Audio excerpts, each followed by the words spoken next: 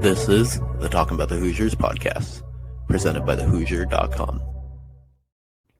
Hey, before we jump into this episode of the Talkin Bout The Hoosiers podcast, make sure you are subscribed to the Hoosier on 3 on YouTube for all the IU content you could need, including press conferences, highlights, recruiting updates, the Hoosier tailgate, and of course, the Talkin Bout The Hoosiers podcast. Also, go follow Talkin Bout The Hoosiers on Spotify. We really appreciate it and hope you enjoy this episode of the Talkin Bout The Hoosiers podcast. Hey, what's going on, Hoosier Nation? Hey, real quickly before we get started here with this video, make sure you go over to thehoosier.com and join for just $1 in your first week. With that, you get a free year subscription to theathletic.com, where you can also check out all of their content as well. Come over to thehoosier.com, join the best IU community there is out there. We'd love to have you. Hello, ladies and gentlemen, and welcome back to the Talking About the Hoosiers podcast, now presented by Academy Sports and Outdoors. I'm joined by Zach Browning. I'm Drew Rosenberg. Really long intro this time, but big show. The Indiana Hoosiers are the number 3 team in the country. Zach, I think we're going to get to the Oregon game. We're going to get to a bunch of stuff, but we have to start there. 2 years ago, you and I were both in the room when Cignetti, had his opening press conference, said, Google me.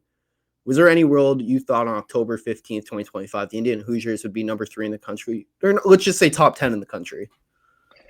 No, I don't think so. And I'm going to even go further. Even entering this season, I knew that there was some high expectations around Bloomington to repeat and to do what they did last season. But we had the conversations on here. People were talking about it. Maybe this team is just going to be like those 2021 Hoosiers where they couldn't get it done. We're a one-hit wonder. We've clearly seen that's not the case. I think even when we did our preseason predictions, I think I had Indiana at 10-2. I think you were around the 9-3 mark. There were plenty of people that were predicting 8-4 or even some worse. I don't think anybody thought at this point in the season, 7 weeks in, 6 games in, that Indiana would be more likely to finish 12-0 than finish with a singular loss throughout the regular season, which is crazy to think about. Again, Indiana's playing Michigan State this weekend. It was 2 years ago, 2023. I was sitting in the press box with some of the other fellow reporters, and we were looking out of the press box windows at the Memorial Stadium crowd. There was about 10 minutes to go until kickoff, and there was maybe 15,000 people in attendance for that 2023 Michigan State game. It's crazy how far this team has come and this program has come since Cignetti took over. Yeah, I mean, it's insane. It's hard to put into words because, everyone's like, they're looking for the next Cignetti, and it's just not going to happen. What we've seen Curt Cignetti do in Indiana, it's unprecedented. It will probably never happen again, turning, a bottom feeder of the Big Ten for the last 25, 30 years into a, national champion contender. And I think the biggest part for me, it's, Indiana 6-0. We talked about it. You said 10-2. I was kind of in the 9-3, 10-2 back and forth. But the way they beat Oregon, the way they beat Illinois, that's what kind of separated it for me. It was, it was dominant. Even in Oregon, I know they won by 10 points. Late field goal put them, up 2 possessions. But Indiana controlled that game from the first snap. There wasn't a point in that game when you're like, Oregon was the better team dominating. There was never a point in that game where it felt like that. And that's the thing. Indiana went into Autzen, went on the road to Eugene, in a place that was, at the time, the longest home winning streak in the entire country, and they were the better football team in every aspect. Offensively, Indiana's offense was better than Oregon's offense. Defensively, Indiana's offense was better than the Oregon defense. And then special teams, Atticus Sappington had the missed field goal while Brandon Frankie's out here making his first ever career field goal from 58 yards to close the half. I mean, Indiana was great on special teams, better than Oregon too, and I think that's what was eye-opening to me.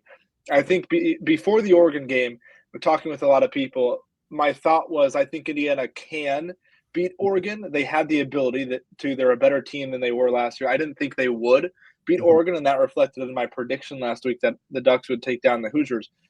But what I didn't think, and if I thought, best case scenario for Indiana, they go in and win somehow, I thought at least the Oregon offense would have a heyday, or at least the Oregon defense would make it hard on the Indiana offense.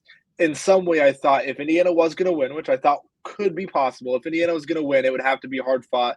It would be tough. It'd be sort of like that Iowa game, maybe if not more difficult. But it wasn't.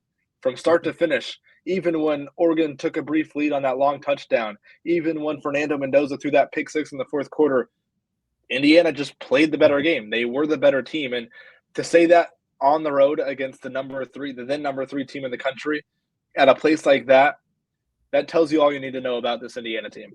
Yeah, I mean, you and I kind of all offseason, before Indiana had played anyone for real, we were beating the drum. This team is better than last year's team. They hadn't proven it in, 6 games in, they've proven it completely.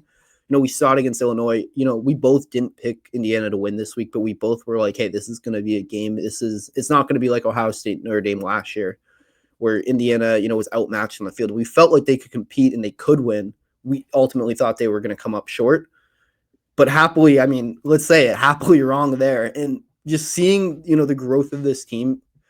I mean, you wrote a story about him. It's up on the Hoosier. Isaiah Bones-Jones. Let's just talk about him for a second. You mentioned the defense. We'll get to Brian Haynes and the other guys, Aiden Fisher in a sec. But Isaiah Bones-Jones is like what being a Hoosier kind of means. He was there Tom Allen's last year. He was a part of that freshman class. Dealt with a really bad back injury that, he wasn't the same player because of it, and healthy now removed. We're seeing the guy, last season kind of lost the job a little bit through Elijah Hardy as that third linebacker. Isaiah Bones-Jones is like everything that Cignetti represents about, getting your shot, fighting, grinding, and, making it worth it once you get that shot. And I think Isaiah Jones is also a credit to the player development here at IU. And this is one of those things that when you look off into the future, even next year, but a couple years down the line, inevitably the JMU guys will fizzle out. Those guys will leave. This is Aiden Fisher's last year. Elijah Hardy still has a couple more years of eligibility. The guys like Tyreek Tucker, they'll be back. But inevitably, the JMU guys that, let's face it, were responsible for a lot of the success Indiana had last year and even this year, that kind of foundation, it'll make its way out. They'll run out of eligibility eventually. So I think it beckons the question, what can Cignetti do without his guys? What can Cignetti do when he doesn't have those JMU guys to lead the way on the field? And a story like Isaiah Jones, a story like Mario Landino, what we've seen this season, and then from plenty of guys in the offense like Omar Cooper stepping into his own this season, there's plenty of stories that depict and show the type of player development program Indiana can be. This isn't a team that relied last year on JMU guys and is relying heavily this year on JMU guys. Yes, they're playing a big part, but Cignetti isn't going to be a guy that only can win with his guys from JMU. This is a Tom Allen recruit in Isaiah Jones that has been developed over the last couple of years by this Indiana staff. And obviously he's not only one of the best linebackers on Indiana, it's a three-headed attack in that linebacking room. He's not just great there, but he is literally one of the best linebackers in the Big Ten, leads the conference from the linebacker spot in tackles for loss. That is the type of guy, that is the type of season we're talking about right now with Isaiah Jones. Yeah, I mean, that linebacking core just as a whole. Aiden Fisher was player of the week last week. That could have easily been Isaiah Jones. Isaiah Jones could have won player of the week for the last 4 weeks. He's everywhere. He's been in the opponent's backfield. It's just one of those. He's a guy that has a knack for finding the backfield. It's like Jalen Walker last year almost. Jalen Walker was a guy we talked about a lot. He just consistently made plays. And Isaiah Jones has done that all year. Elijah Hardy, a lot of us, I think we both kind of had him as someone who could break out. And we were, not as high on Isaiah Jones. And Elijah Hardy's been great too. But Isaiah Jones has kind of separated himself as that linebacker too on this team. And, him and Aiden Fisher and Hardy make up arguably the best linebacking core in the country. And that's the thing with Elijah Hardy. He's like this year's Jalen Walker. Obviously, the athleticism, the similarities are there right there. There's a case that Elijah Hardy might be the most athletic guy on this football team, which is saying something given the athletes on it. But he doesn't get a ton of headlines. I mean, even now, he had a team-high 13 tackles, or at least tied for a team-high 13 tackles. He had a sack, 2 tackles for loss against Oregon. But yet it's Aiden Fisher that gets Big Ten Player of the Week, and it's Isaiah Jones that's getting all the media headlines for his breakout season, and rightfully so. Aiden Fisher, obviously, everybody knows is awesome. And Isaiah Jones, he's having a fantastic season. But Elijah Hardy hasn't missed a beat. This is a guy that's playing as good, if not better, than those two in some cases. And I think that's what stands out to me about Indiana. And I was talking to a couple of recruits earlier this week, and that's what stands out as well. There's not one guy that's, oh, this is the guy. He is far and away the best player. And without him, Indiana would be nothing. Indiana has those types of guys that are best players and really awesome and crucial to their success. But there's guys like Elijah Hardy that are in another offense, in another defense, another scheme, are the featured linebacker, or an all Big Ten caliber linebacker. So I think that's what stands out about this Indiana team. It's not just this is Aiden Fisher's defense. While it is, he's not the only guy that makes plays. While Isaiah Jones has had a fantastic season, he's not the only guy that makes plays. And I think that's what stands out about this team. I asked Coach Cignetti, and it's made its way around the IU media sphere the last couple of months. But I asked him after the Notre Dame game, what's the difference between you and a team like Notre Dame or a team like Ohio State? And last year he said it was the depth and the physicality up front. And right now we're seeing it with the 3 linebackers that are playing like all Big Ten guys. There's the depth, and then you're seeing it up front with the defensive and offensive lines. There's the beef up front. And I think that's the biggest difference this season. Indiana's better equipped. Curt Cignetti said we needed more dogs, is what he said. Mm-hmm. And Indiana's found those dogs, like Aiden Fisher mentioned after Oregon. Indiana's found those dogs, and that's the difference between this year and last year. Yeah, in depth, people don't want to talk about it. Indiana's down 2 safeties. Bryson Bonds, Byron Baldwin are 2 guys who were supposed to play big roles this year. Indiana has not had them. Lewis Moore had his legal stuff going on with the NCAA, and thankfully is, cleared to play for the full season because he's been a playmaker all year. 4 picks. You have Amari Farrell on the back end. Like, the safeties, it's thin because of injuries, but they've stepped up, and it's shown the depth, the growth of this program from, before. If you have a Byron Baldwin, a 4-star recruit comes in and he's hurt, you're, scrambling. Indiana hasn't really been scrambling, although, they would, I'm sure Brian Haynes and Curt Cignetti would love to have him, Bryson Bonds back on the field, but the depth is completely different than what it was a year ago. And you look at the defensive line, Mikhail Kamara led the team in sacks last year, was, a lot of people thought he was going to be the best defensive player in the Big Ten this year. He has 1 sack. He's 8th on the team. He has not been bad. It's just the way teams are scheming on offense. They want to double team. They don't want him to wreck the game. And as a result, you have guys like Isaiah Jones, Mario Landino, Tyreek Tucker, Kellen Wyatt, Ian Fisher, all with multiple sacks, through 6 games. Yeah, and the depth is really it stands out. I mean, that's the key for this Indiana team. That's the key when you go up against the Ohio States of the world.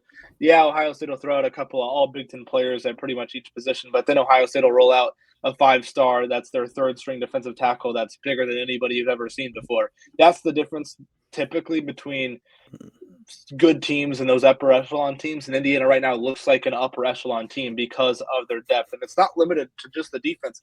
I mean, look at the receiving core. You've got Elijah Surratt and Omar Cooper, who might be the best 1-2 punch, might be the best receiving duo in the entire country. But Indiana lost Tyler Morris before the season even started, the transfer from Michigan, and they haven't missed a beat in the receiving room. The receiving room is so deep that Mekhi Jackson has redshirted and is looking to transfer because there just wasn't enough opportunities because of how deep this receiving room is. You lose Lee Beebe in the running back room, and Kobe Martin, we haven't seen it yet, but you got to have just such a deep running back room to where Roman Hemby and Keelan Black can handle a little bit more of a workload, and then you trust Kobe Martin behind him. I think the depth is so important. And it's the depth that not only is important for this season, but it's the depth that is important for years to come for Indiana. That's how you build success over a long period of time. Yeah. One last thing on the defense before we really get into the offense. Brian Haynes, unbelievable game plan from him. Oregon, outside of 1 play, had nothing. They had 1 big broken coverage, long touchdown, which was, Indiana's biggest thing all year. It's been the miscommunications and, kind of, pre-snap stuff on that side of the football. Outside of that, they didn't score a single touchdown. I think that was almost half their passing yards came on that play, or not almost half, like a 4th of them, but still, like, what Brian Haynes was able to do, especially, simulating pressure on Dante Moore, the sim pressures were, if there's a bunch of people who've posted film on it on Twitter. If you haven't watched it, I'd highly recommend it. Overloading one side, then sending, a corner from the opposite side, from the weak side. So Dante Moore is sliding the offensive line one way while the blitz is coming from the other.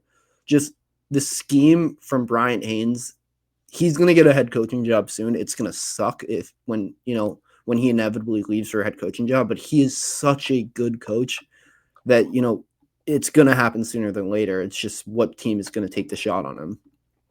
I mean, Brian Haynes is rightfully so being paid as one of the best defensive coordinators in the country, and he's showing exactly why he's earning his paycheck on a weekly basis. And I think that's what stands out.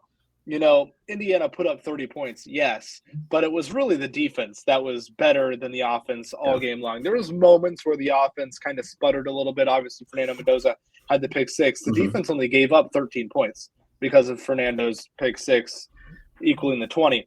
Yeah. But this defense is so good. There's no weakness. I mean, Drew, you think about it. The weakness, I guess, if you had to point, is the big plays. Maybe they Yeah. have trouble handling up-tempo styles of offenses. Mhm. That's how Oregon scored their touchdown. They went up-tempo on that drive and eventually got Indiana to crack. But this Indiana defense has Yeah. given up one prolonged and methodical touchdown drive this year. That was in the fourth Mhm. quarter against Iowa. Every other touchdown they've given up, whether it was they've given up 5 total on the season now. The 2 against ODU, obviously big plays, broken plays, missed assignments, whatnot, stuff like that. The one against Illinois, long play, and then a similar play against Oregon. Those are 4 of the 5 touchdowns that they've given up. Only one touchdown drive has lasted longer than 90 seconds for one of Indiana's opponents so far this season, which, yes, you're concerned about the big playability that opposing teams have shown against this IU defense. Mhm.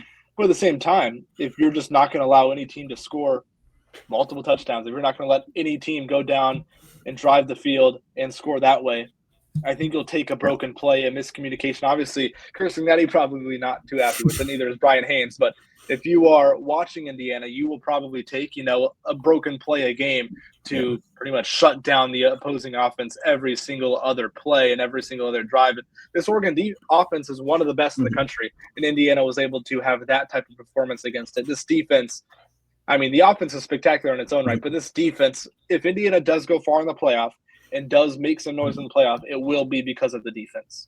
Yeah, and you talked about weaknesses. I think a part of the defense we kind of looked at preseason was cornerback 2 at behind D'Angelo Pons is who's going to step up. Jamari Sharp was great against Oregon. He had the injury. I don't know exactly what happened there. He was coming off the field, and Cignetti, I don't know if you saw, got really into him, and then had a pass breakup like 2 plays later. Like, these guys want to play and fight for Cignetti, and I think that's part of why they're the cohesiveness is there in the defense. They swarm the football. It's everybody runs to the football. That commitment is not everywhere. When a team gets the pass off, it's not like the guys are getting a ton of space to make something happen. It's Ian Fisher, Isaiah Jones, the cornerbacks, D'Angelo Pons, Amari Farrell, Lewis Moore. They're all getting there, getting to the football quick to make a play. And I just want to reemphasize the point you made, and you kind of brought up that stat of 5 touchdowns all year. So outside of the Old Dominion game, Indiana's played Kennesaw State, Indiana State. You can get rid of those games too. It's fine. Let's get rid of those games. Let's just talk Big Ten games.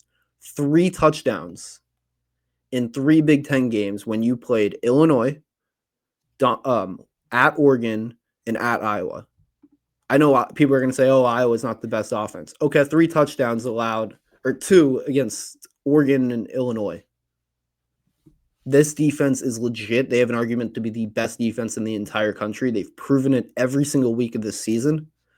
People are going to doubt this team because it's Indiana. If you put an Ohio State helmet on, this resume, it's, this team's probably number 1 in the country if this is Ohio State or Michigan, So what we've seen from this defense has been spectacular. And, the offense wasn't the best against Oregon, but it was good enough and got the job done. And especially Fernando Mendoza, we're gonna get to the full offense, but I want to talk about that moment in the fourth quarter, the pick 6, and Cignetti, after the game said he went up to him, asked if he was having fun, and Fernando's like, "Yeah, I'm having a great time."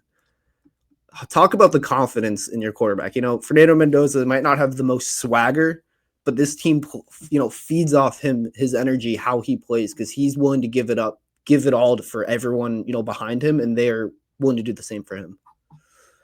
Yeah, I don't know if swagger is the right word. Fernando Mendoza probably has some quirky aura to him, maybe. I think that might be a way to describe it. And you need a guy like that. You need a guy that's a little bit odd, a little bit weird. I mean, you throw a pick 6 and then next drive you come out and you lead, I think it was a 12-play, 75-yard drive. That's the kind of focus. That's the kind of goldfish mindset, to quote Ted Lasso. We need that type of mentality if you're Fernando Mendoza and if you're Curt Cignetti. That's a guy that Indiana trusts in a playoff game on the road or at a neutral site in a fourth quarter to go get you a touchdown because he's shown it. He did it at Autzen. That pick 6, I was there obviously, that pick 6, probably the loudest I've ever heard a live sporting event in person. Wow. I mean, that place was deafening on that pick 6. And then to come back out 2 minutes later and lead a 12-play, 75-yard drive, you're looking for a Heisman moment for a guy. He's had plenty this year. That's one right there. Obviously, the Iowa score, the Iowa drive was a Heisman moment as well after the interception. And It's interesting. The pattern keeps continuing after Fernando Mendoza throws an interception. He's only thrown 2 on the year, but after he throws an interception, he's led touchdown drives on both of the ensuing drives after those interceptions. But this is a guy, he's rightfully in the Heisman conversation. I think he's around 2 or 3 right now. Him, Ty Simpson, those are kind of the top 2, I believe, and kind I of the think Heisman. Beck is in there too. Up there, Carson Beck as well. But and something that stood out to me, if I go off on a little bit of a tangent here, is not just the arm, 2031, 215, touchdown interception, QB rating of 127 against Oregon, but it was some designed plays with his run, with his legs, with his running ability that picked up key third downs. There was that play on the first scoring drive Indiana had, that first touchdown drive, where he picked up that big third down with his legs. It looked like a designed run. It probably was a designed run. Roman Hemby scores a play later. There was a handful of plays where he kept the ball on an RPO, whether it was designed or whether it was his decision in the moment. But his legs, I think, again, no fault to Curtis Rourke, who's playing without an ACL last year. But that's just a wrinkle in a dimension Indiana didn't have last year. What Fernando Mendoza is able to do with his legs, it opens up so many more things. It keeps the defense honest, and then you can just sling a ball 40 yards downfield on you, too, if you kind of pressure him and try and get up and limit what he can do with his running ability. But Fernando Mendoza, I mean, he might be the best quarterback in the country. He really might be. And I think NFL draft boards are kind of starting to reflect that. He is a guy, if there's any quarterback in the country that you choose, if you're doing a fantasy football draft or any coach had their choice, and you're like, who do you want in a college football national championship game at a neutral site? Who are you choosing? He's one of the first 2 or 3, if not the first guy that a head coach would choose. Yeah, I agree completely. You and I went through, some of the top quarterbacks in the country. We had a hard time finding any at that. This was after the Illinois game too. So we've seen him now go into Iowa, into Oregon and win since that. I think I had Dante Moore. It was kind of the iffy. You have to go Fernando. I was wrong. I mean, I still think Dante Moore is an incredible player, but what I saw Fernando Mendoza do, the poise on the road, tough environment, that pick six, a lot of players would crumble after that. They wouldn't be able to bounce back, especially like he did against a very good defense, 12 play, 75-yard touchdown drive. Just, the numbers aren't going to pop, 10 or 20 for 31, 215, a touchdown, an interception, 31 rushing yards. You're not going to look at them and be like, oh my God, he dominated. But then you watch the game and you see what he did. A lot of, those back shoulder throws to Elijah Surratt, those two have that connection. We thought Curtis Rourke and Elijah Surratt had a great connection on the back shoulder throws. I'd say Fernando and Surratt, it's probably even better at this point in the season. Yeah, and what stands out to me is obviously it comes with the territory of IU being better and having these talented players and Fernando doing what he's doing. But obviously there's been an increase in NFL scouts at some of these Big Ten games. We saw it against Illinois. There was a handful against Iowa and plenty in Autzen against Oregon with Dante Moore on the other sideline and plenty other NFL prospects on both teams in that game. But there's every single game, there's a throw or 2 or 3 where you hear down on the other end of the press box, or whether they're sitting behind you, wherever they are, an NFL scout makes some sort of remark about a Fernando Mendoza pass. And that's just because every game seems to make a throw that's like, wow, or make a read that's, wow, that was an NFL type read. That's the guy that's going to be playing on Sundays at this time next year. And that's, I think, important, obviously, to success. And that's what Fernando Mendoza has brought to this Indiana team. Yeah, he's going to be a first-round pick unless something, drastic happens, between now and May. Fernando Mendoza should be a first-round pick, and there's a good chance he's going to be the first quarterback off the board. You watch him play, he's got the arm, he's accurate, he makes quick decisions, he doesn't turn the ball over. Yes, he had the interception, and it was not his best throw, wasn't his best decision, but then you also hear Cignetti talk about the play, and it was, the receiver actually kind of got too deep on the route, should have flattened it out, and he got hit on the throw. Like, yes, it was a bad play, but it also wasn't completely on him. But he's also not someone that's going to say that. He's going to be like, hey, that's on me. I got to be better. And that's what you want from your quarterback. And this team, it's, the offense has taken, another jump to where they're able to run the football against these type of teams. And it's a credit to the O-line. Against Notre Dame, Ohio State, they got outmatched in that department. Did not see that against Oregon, Illinois, or Iowa. All week, all I heard was, Dante Moore has only been sacked one time all season. Zach, I'm sure you heard that too. He's only been sacked once. And Fernando Mendoza, when he gets pressured at Cal, he could struggle. Fernando Mendoza was sacked once in the game. I want to say more. What was it, 6 times? I think, yeah, 6 sacks. So the offensive line giving him the time to make these plays and also being able to run the football, because that opens the RPO game up. If you really can't stop the run, you have to commit on the RPO. And Fernando is so quick when it comes to pulling the ball out and firing into Elijah Surratt, Omar Cooper Jr., whoever it is. His decision-making is so much better than it was one of the things he was praised for at Cal, but it's better than I could have even imagined. Yeah, and you bring up the running game. This is a running game that was not elite against Oregon, but do you expect it to be against a defensive line that features a couple future, probably first-round picks? You look at that defensive line; it's as talented as they come over there in Eugene. But the numbers, if you take them on a surface level kind of approach, it doesn't jump out the page. I mean, I'm looking at it right now. It says 37 carries, 111 yards.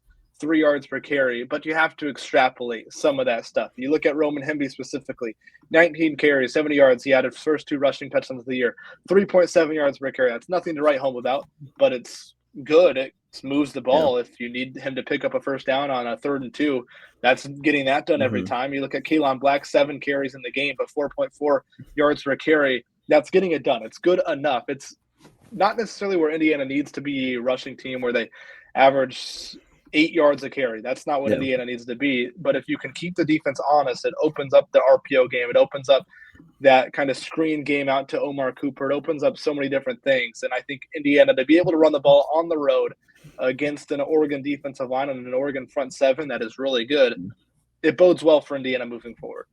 Yeah, I want to talk about Roman Hemby's 2 touchdowns, less about him and more Mike Shanahan.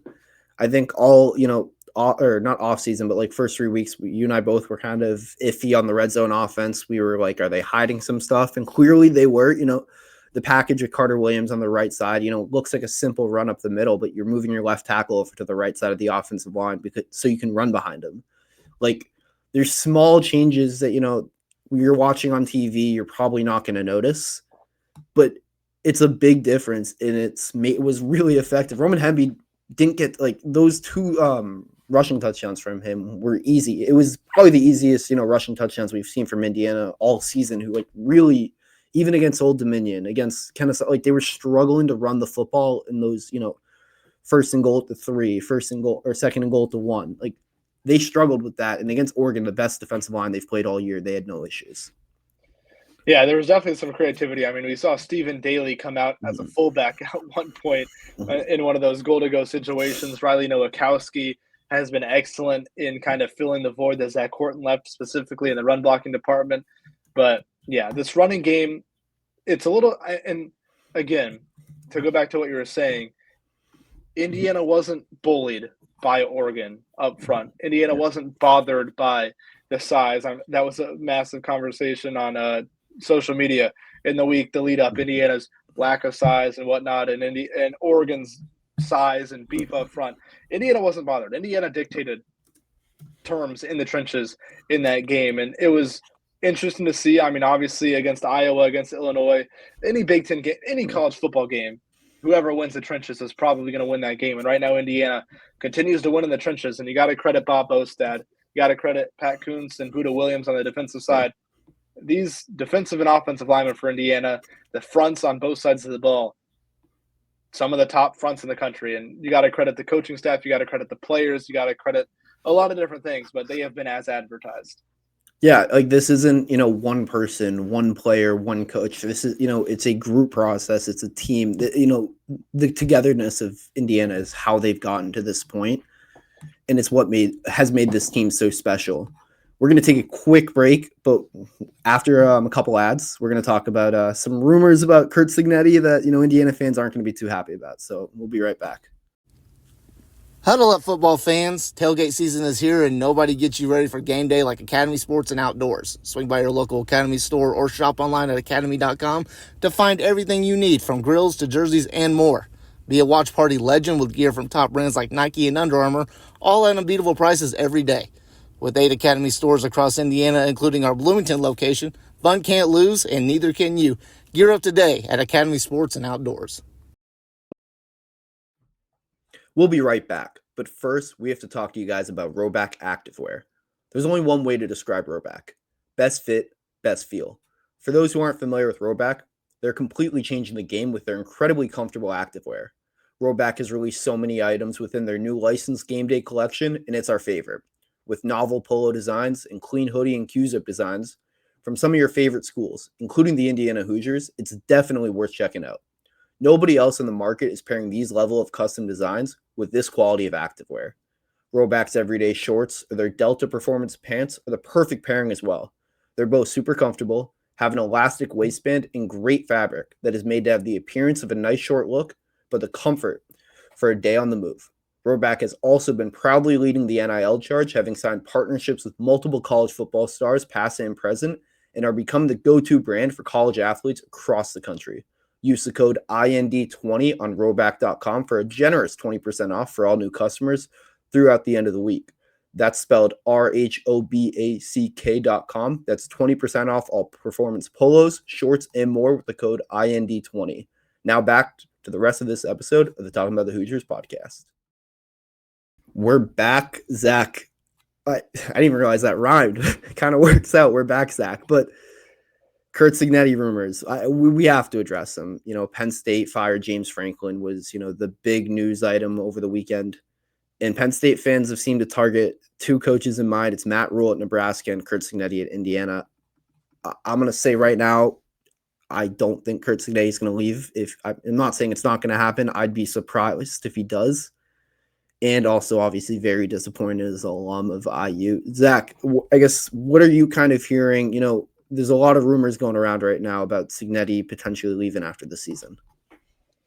Yeah, obviously you make the case for both guys. Those are probably your first two calls if you're Penn State. And if you look at Matt Rule, obviously he's a Penn State guy. He played at Penn State. He has done a lot of things well for Penn State throughout his career. He's very, very good friends with Pat Kraft, the AD at Penn State, who happens to be an IU alum. Yeah. But Pat Kraft, they were together at Temple. Pat Kraft hired Matt Rule at Temple, and so that's kind of a logical kind of step there. I mean, you would say that probably Penn State does a better job than Nebraska in its current state. And with the obviously counter to that is that Matt Rule is kind of James Franklin 2.0 as far as he struggled in big games. The stat is out there as far as Nebraska's record against top 25 teams since Rule took over. And then Indiana, obviously, Curt Cignetti, he's probably the number one coach on the hot board right now just because of the fact that you have to at least call him. Mm-hmm. You have to force him to say no because he's been that good with Indiana. Of course, Cignetti is a Northeast guy. He's a Pennsylvania guy, a Pittsburgh guy. So obviously the connection there. And then obviously with Pat Kraft being an IU alum. But to me, the thing that stands out of all else, whether or not Curt Cignetti would leave or not, blah, blah, all that stuff, is just logistically trying to make it make sense in my mind. Because if we think about this, Indiana's going to play in a college football playoff game. If they're playing in the first round, that's December 30th or December 20th. The 19th and 20th is the first round. If Indiana isn't playing in the first round or wins a first round game, they're playing in the quarterfinals, that is December 31st and January 1st.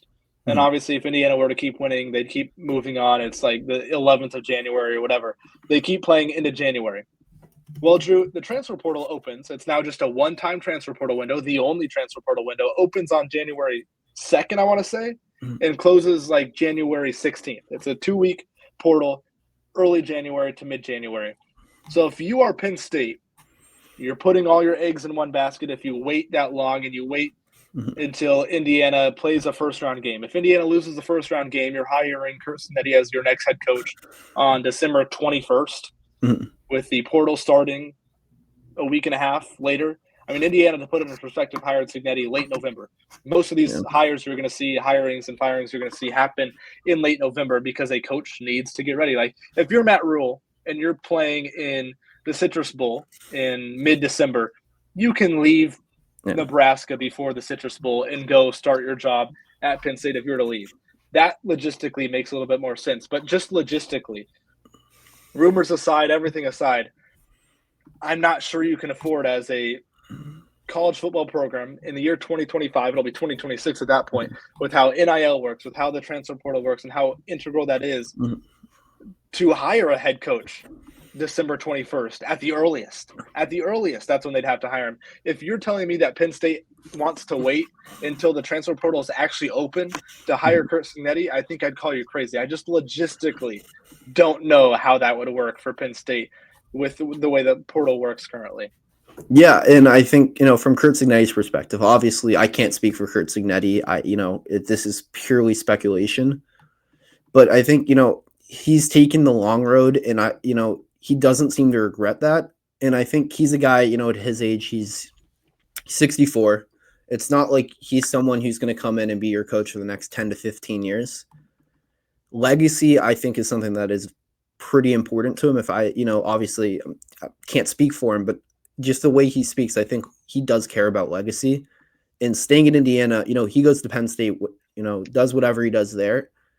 He's still building off the legacy, of a guy like Joe Paterno, who's there. Like, it's, following in the footsteps of that. Versus him in Bloomington, he's on, pace to have a statue and out in front of Memorial Stadium. He's on pace to have Memorial Stadium or the field named Curt Cignetti Field. Like, what he's doing in Indiana, legacy-wise, is something that will be remembered forever if he stays. And I think that's something that, is something to factor in. And then also the money. It's not like Indiana's some small school that can't afford to pay Curt Cignetti. Let's get that out of the way right now. Everyone acting like Penn State has significantly more money than Indiana. Yeah, in the past, their football program 100% did, but Scott Dolson, Pam Witten have made a clear investment. The donors, the alumni, they care. They are putting the money behind Cignetti in this program. I think I saw the number, the spending grew from $31 million to $61 million.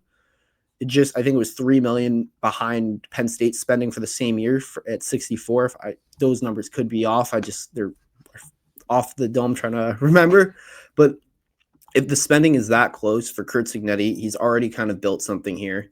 The recruiting, we're starting to see it with the recruits in 2027. There's a shift. It's no longer, Indiana's fighting for the 3 stars and occasional 4-star. They're in play for 5 stars. They're in play for these top guys. And if Cignetti's able to land them in Bloomington, I don't see a reason for him to leave.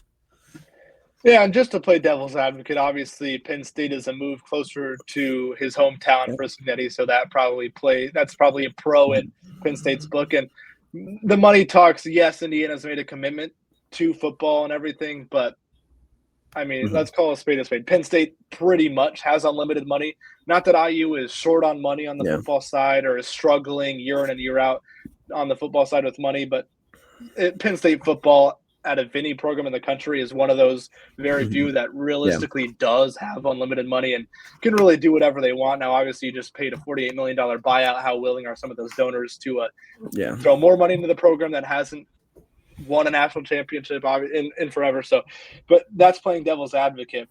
But, who knows what Cignetti really wants to do? Who knows if he really does care about legacy? I mean, it's all speculation at that point. But it's just an interesting case. It's an interesting spot to be in. He obviously is going to be one of those top candidates. Matt Rule probably makes more sense on paper. Obviously, I think if you lined up Matt Rule and Curt Cignetti next to each other, I think most people would probably say Curt Cignetti is a better head coach. He's shown that over the last couple of years. But I go back to something that Curt Cignetti said. I can't remember when it exactly was, but it was early in his time at IU. He told people, he said, I expected to retire at James Madison. He said he loved it there. He expected to retire at James Madison. And whether you want to fully 100% believe that he was ready and wanting to and willing to retire at James Madison, I mean, he obviously ended up leaving, but he left for a job that's a better job. And whether or not you want to think Penn State's a better job than Indiana or not, I mean, it's one of those things where you at least have to listen. You at least are going to get a call, and it's at least something that will cross his mind, and it's a decision he will have to make in due time. Yeah, I saw a comparison that kind of made me laugh about the Penn State job. They were comparing the Penn State head coaching football job. I think you saw it's the Indiana basketball. And, the similarities are kind of there. A ton of resources. Obviously, Penn State's had a lot more success recently. A lot of brand recognition value. And it's how much does that matter to a guy like Curt Cignetti? I'm not sure. I'm not sure how much it matters. That's the truth. From what you hear, it seems like him and his family, they do like Bloomington. They do like Indiana. And it's not like it's, I know I mentioned Indiana does have the money. It's not like it's he's a James Madison or a small ACC school like Boston College, for example. Saw Indiana's roster based on stars is 3 spots below Boston College, but it's not like Indiana in Boston College the resources for football are even comparable. Yes, going to Penn State, he would have more money, in resources. I don't think that's a question, but I don't think it's as much of a difference that makes you say, oh, it's a no-brainer. Yeah, and I forgot where my train of thought was going, but you bring up the Indiana basketball type stuff. That conversation is funny, but when you're looking at a guy like Cignetti, and again, he's going to have to make his decision at some point, but it's just a lot of speculation at this point. I keep going back to the logistics of it all with the transfer portal. Yeah. Is Penn State really willing to wait until late December or even early January when the portal is pretty much already opening to make that type of decision? I'm just not sure. That's coaching aside, however good a head coach is, I'm not sure logistically that's a smart decision for a football program in general. Yeah, and I also think you look at, can you win a national title in Indiana? It's in year 2. Indiana's number 3 in the country. Look like a legit national title contender. If the Indiana loses in the first round, then you can have some questions about, are they really good enough? But from what we've seen from Curt Cignetti in 2 years, it looks like you can win a national title here. Yes, you can win one at Penn State. That's not really a question. But if he wins the national title here in Bloomington, it's 1, Hall of Fame college football coach without a doubt. 2, statue, stadium, all of that stuff is going to come with it when he retires. You do it at Penn State, it's still an unbelievable accomplishment, but it's not the same as, winning a Big Ten championship or winning a national title in Bloomington. And I think the one thing is about this entire process is whether kind of this. Here's the situation: either Cignetti leaves to go to Penn State, or he stays at IU, and there's a lot more facilities there's a lot of money that goes in the program. If Cignetti doesn't go to Penn State, he's going to get even more backing than he already has. His buyout will increase. His contract will increase. The money that he's given to spend on a team and on assistants will increase. The facilities, Memorial Stadium itself. This is a moment where Indiana can put its money where its mouth is and really, really, truly commit. Obviously, Scott Dolson, Pam Whitten, they've committed to Indiana football. They've committed to making this program a relevant program year in and year out. This is another opportunity to kind of put their money where their mouth is and commit even more so to facilities, to Memorial Stadium itself, to the weight room, to just funding in general. If Cignetti doesn't end up going to Penn State, this will be one of those situations where it will trigger a lot of renovation around Bloomington and a lot of funding going and funneling towards the football program. Yeah, and I also, we talked about Matt Rule as another candidate. He went there. He was a GA there. He played there. And I don't know if you saw his press conference, his remarks. It did nothing. If I'm a Nebraska fan, it did nothing to be like, oh, he's not going. I know Dylan Raiola said he's staying, but Rule did a bad job of, trying to silence any rumors or stop, the media talking about it when he's like, yeah, I'm just not going to address it. Like that, it was. At the same time, though, he's kind of got to say that. I think his agent would be furious with him if he came out and said directly, I'm not taking the Penn State job. He's got to bargain out. It's a leverage ship now in those negotiations if he wants a bigger contract in Nebraska or more funding and whatnot.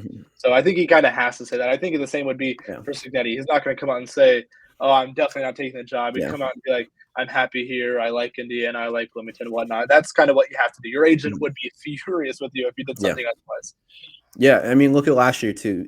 There was rumors swirling. Indiana, got the alumni, got the boosters together, and extended him before the Ohio State game. They worked fast last year, and I would not be, I have no knowledge, nothing of what could be going on regarding an extension or new contract.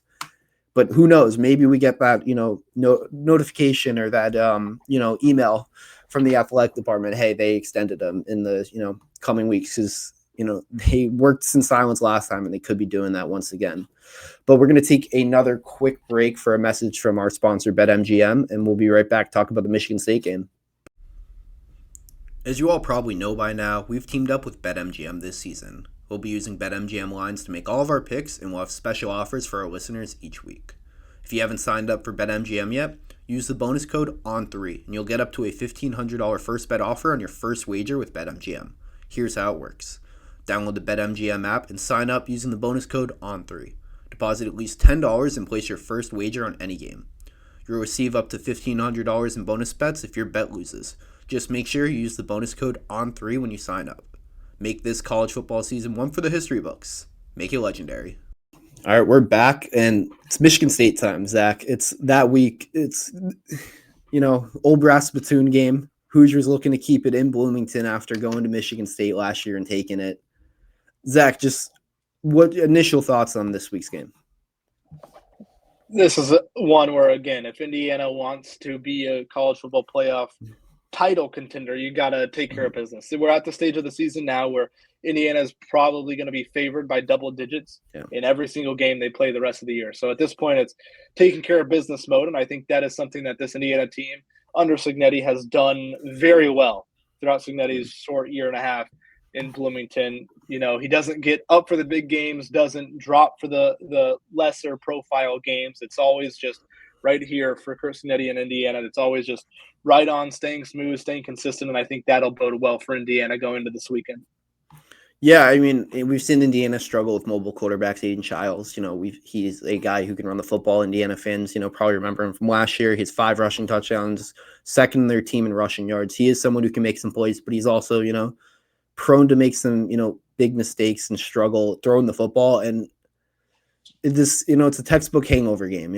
We've heard Cignetti talk about it. It's a Nick Saban quote, rat poison. We heard Cignetti talk about it last year. All week, Indiana, since Saturday, Indiana's been praised and deservedly so. These players, they're seeing their names all over national media as, for what they did against Oregon. And it's how quickly, Cignetti said, ripping off the rearview mirror and focusing on this week. How quickly can they do that? Because, yes, Indiana's a 27.5-point favorite, deservedly so. But, any given Sunday, any given Saturday, in the Big Ten especially, we saw UCLA, what they did to Penn State. UCLA beat Michigan State last week, and, maybe UCLA is better than we thought they were at this point. Or maybe Michigan State's worse, but at the same time, it's, still a Big Ten football team. Jonathan Smith, he's coaching for his job, it feels like at this point. So they're going to fight with everything and try to shock the world. Like, we were, hoping, 5-10 years ago, Indiana teams would do when they played, the Ohio States, Michigans of the conference. Yeah, and I think what stands out about Michigan State, circling back to Childs, is he is really good. He is really talented. If you were to line up and rank every Big Ten quarterback based on talent, he's one of the most talented quarterbacks in the Big Ten. He just hasn't necessarily put it together and really had that talent proved to be production on the football field. He's got it in there. I think everybody can see the flashes. Those flashes just haven't been super consistent for Childs, but obviously Indiana went down 10-0. It was the first time they trailed all season long last year against Michigan State late in that season. But what I keep coming back to for Indiana is just the fact that all these players are like carbon copies of Curt Cignetti at this point. They're like robots. Whenever we talk to them, Tuesday nights, we get to talk to 2 or 3 players in the media room at Memorial Stadium. And every week it's carbon copies of what Curt Cignetti would say. It's the one game at a time. I don't even think I can count on 2 hands the amount of times I've heard a player, not even Cignetti, a player talk about how this is the biggest game because it's the next game. I mean, it's just echoing what Cignetti says on a daily basis, and I think that is what makes this Indiana team special and what makes them able to not fall into that kind of hangover, that trap game that gets thrown out there so often in the media. I mean, even just to bring up an example, we were talking with D'Angelo Pons last night, and he got asked, along the lines of, it's Michigan State, how do you handle it being Michigan State versus it being Oregon on the road? It's like, we're going to treat this game like any other game. It's the biggest game because it's the next game, all that stuff that they continue to say.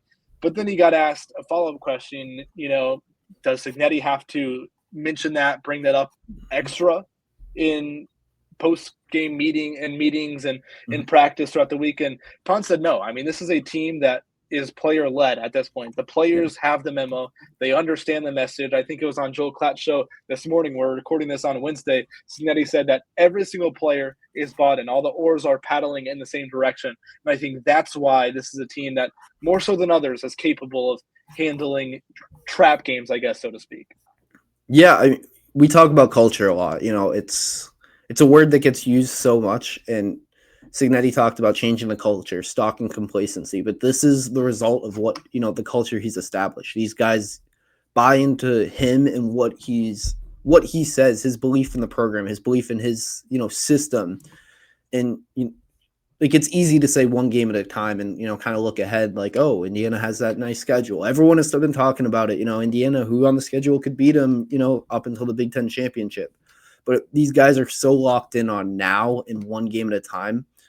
It's such a change. And I saw a video. I don't know if you saw this. It was a comparison from 2023 Akron game after the locker room singing the fight song versus after the Oregon game.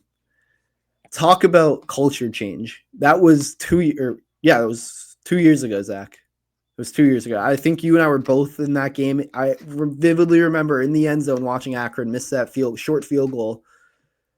How far this program has come, both on the field performance-wise, but also culture-wise. The buy-in from them, it's completely different than what it was in the past. Yeah, I was on the student radio broadcast for that Akron game. I remember it very, very well. The overtime, yeah, that was – and it even, again, to bring up what we talked about with the players last night, we were talking with Isaiah Jones, who obviously a holdover from that Tom Allen staff, was here in 23 with that staff. Even he has pointed out it's just more business-like. I forget his exact quote after the game on Saturday, but I asked him, I was like, you were here during the Tom Allen years, now you're here with Cignetti. What was the biggest change coming into the Cignetti era? And he said something along the lines of, we don't do any of the fluff stuff. We don't do any of the things that don't help us get better. He pretty much said, if it doesn't help us get better, then we aren't doing it. It's the shorter practices. It's the stuff like that Cignetti has brought in. That's part of all the culture change. And Isaiah Jones has seen it firsthand. We've all kind of seen it firsthand that have been around Indiana for a while and for the last couple of years. And, it's really night and day. Yeah, I mean, it's an understatement. It's what we've seen from the program, and it's, it started with the JMU guys who came in, helped set the tone. But then you look at the roster, there's still, a ton of that JMU influence, but there's a lot of key contributors that have no JMU ties. Fernando Mendoza is one of them. You look at the running back room. Kalen Black is a JMU guy, but you have Roman Hemby leading that. Omar Cooper Jr., Pat Coogan on the offensive line, Carter Smith. That's just the offensive side of the football. You can go to the defense, talk about Luke Moore, Isaiah Jones. But seeing just the collective buy-in of this team, it's what's been so special. And it's when you play at Michigan State, that's what pays off. Like having that buy-in and understanding, hey, should this game equal, all 12 games equal the same? Yeah, we're not playing Oregon. Yeah, it's Michigan State, a team that's, 0-3 in the conference. Easy game to look past and be like, oh, we, have a UCLA game coming up. Penn State's also, coming up pretty soon. Maryland, who's been pretty good. But this team isn't doing that. And it's why I think they're going to have no trouble on Saturday against Michigan State. I hate saying that because, it feels weird talking about Indiana football and being this confident, like, oh yeah, I'm not worried about Saturday at all. Yeah, Zach, It's weird. It's weird because, I mean, you and I were here for the early 2020. You were here for the early 2020s. I was here for a little bit later 2020s, like the 2022 era, but it's just so much different.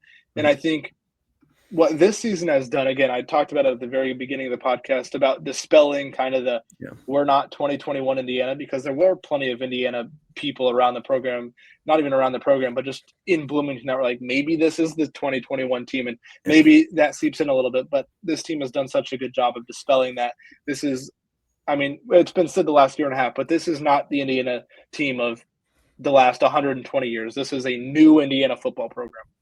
Yeah, and I don't want to talk poorly about Tom Allen, because Tom Allen is he's a great, incredible person, such a nice guy, was nothing but treated everyone really well in the media, players. Is a person, nothing bad to say about him. He built momentum. 2019, we saw that team go to a bowl game, lose heartbreaking fashion to Tennessee. Then 2020, you have that lightning in a bottle, 6-1 or 6-2 season, where probably would have been better if Penix doesn't go down and get hurt. And then 2021, have the expectations, top 25 preseason ranking, and everything collapse, injuries. And just once it all, it was an avalanche with that collapse. And Cignetti, has done a great job of not just building momentum, but keeping it rolling and taking that next step that Tom Allen was never able to do. All right, Zach, I think it's time we make some predictions for this week. The Indiana Hoosiers, per BetMGM, our sponsor, thank you guys very much, 27.5-point favorites, over-under, set at 52.5 currently. We're recording on Wednesday, so obviously the line could move a little bit from then. But Zach, what's your score prediction for Saturday? I don't know. This one's hard. I do think this is a situation where if you're Indiana, and if you're even Fernando Mendoza, I mean, personally understands the importance of like metrics and all that stuff and margin of victory and all that stuff that goes into a lot of these metrics. So he's not going to be afraid to not run up the score. I mean, if you think back to the Illinois game, Indiana 19 runs to close the game, but Curt Cignetti not going to be afraid to score more than maybe is absolutely necessary. In the same vein with Fernando Mendoza, the Heisman candidacy, maybe the numbers start to take off a little bit more when you're playing the likes of Michigan State and you're not playing Iowa, Illinois, and Oregon. I do think Indiana wins this. I think Indiana wins this one going away. I'll go somewhere along the lines of 41-10. Indiana wins this weekend.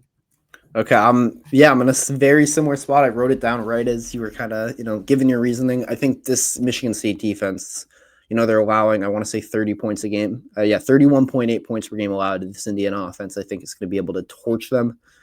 I'm in a similar boat. I have 45-10 as my official prediction. So covering and just hitting the over. I think you said 41-10, so you have the under on that. But yeah, right around the same. I'll also note that might change when I send you my staff pick. So if I forget that I said 45-10, that could happen. But that's the thing. Everything is liable to change. Friday when he posts our staff picks is the final determination for what your actual pick is for the week. So head over to thehoosier.com for those. Yeah, make sure you're checking that out. And, for all things IU Athletics, make sure you're following the Hoosier on 3 on X/Twitter. If you haven't done so already, make sure to subscribe to the Hoosier for premium content, exclusive interviews, scouting reports, recruiting news, all over the Hoosier Hangout, especially now Penn State not having James Franklin. There's a ton of guys in that, their recruiting class that Indiana's looking at trying to flip to come to Bloomington. So we're going to have you covered on all of that stuff. Also, if you haven't done so, make sure to subscribe to the Hoosier on 3 on YouTube. Follow Talking About the Hoosiers on Spotify and hit that like button on this episode. Thank you guys for tuning in to another episode of the Talking About the Hoosiers podcast. We'll be back.